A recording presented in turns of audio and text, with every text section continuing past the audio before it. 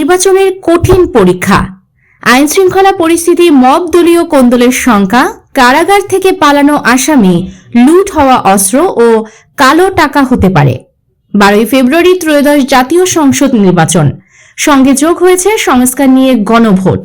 এই দুই ভোটের বাকি আর মাত্র 36 দিন। সুষ্ঠু নির্বাচনের জন্য আইনশৃঙ্খলা পরিস্থিতি, মব সন্ত্রাস এবং রাজনৈতিক দলগুলোর অভ্যন্তরীণ কোন্দল শঙ্কা বাড়াচ্ছে। এর বাইরে ফ্যাক্টর হতে পারে কালো টাকা, লুট হওয়া অস্ত্র ও কারাগার থেকে পালানো আসামিরা। এসব সমস্যা নির্বাচন সুষ্ঠু, শান্তিপূর্ণ ও অংশগ্রহণমূলক করতে বড় বাধা হয়ে দাঁড়াতে পারে বলে আশঙ্কা করছেন রাজনীতি বিশ্লেষকরা। তারা এসব ব্যাপারে সরকারকে কঠোর হওয়ার পরামর্শ দিয়েছেন।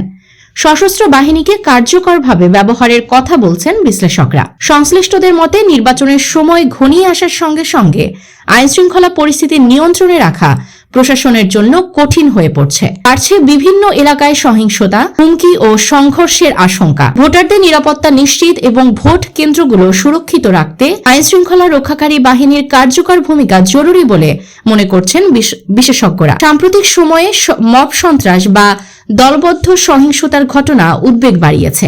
গুজব, উস্কানি বা রাজনৈতিক বিরোধ কেন্দ্র করে সহিংস আচরণ নির্বাচনকালীন পরিবেশ অস্থিতিশীল করে তুলতে পারে। এতে সাধারণ মানুষের মধ্যে আতঙ্ক ছড়ানোর পাশাপাশি ভোটদানে আগ্রহ কমে যাওয়ার ঝুঁকি রয়েছে। রাজনৈতিক দলগুলোর কোন্দলও নির্বাচনের পরিবেশ অস্থিতিশীল করে তুলতে পারে। মনোনয়ন নিয়ে দ্বন্দ্ব, নেতৃত্বের বিরোধ এবং অভ্যন্তরীণ বিভাজন সহিংসতায় রূপ নিচ্ছে। ক্ষতিগ্রস্ত হচ্ছে সার্বিক নির্বাচনী পরিবেশ। বিভিন্ন দলের নির্বাচনী জোটের হিসাবকে কেন্দ্র করে এরই মধ্যে অনেক আসনে কোন্দল দেখা দিয়েছে। সমর্থকদের মধ্যে সংঘর্ষের ঘটনাও ঘটেছে। অনেক আসনে প্রায় প্রতিদিনই চলছে পাল্টাপাল্টি কর্মসূচি। বিভাজন তৈরি হচ্ছে স্থানীয় রাজনৈতিক অঙ্গনে। দলগুলোর কেন্দ্রীয় পর্যায় থেকে বহিষ্কার ও শোকজও করা হয়েছে অনেককে। পরিস্থিতি সামাল দিতে হাইকমান্ড থেকে বারবার সতর্ক করা হচ্ছে। ভোটের পরিবেশ শান্তিপূর্ণ রাখার আহ্বান জানানো হচ্ছে।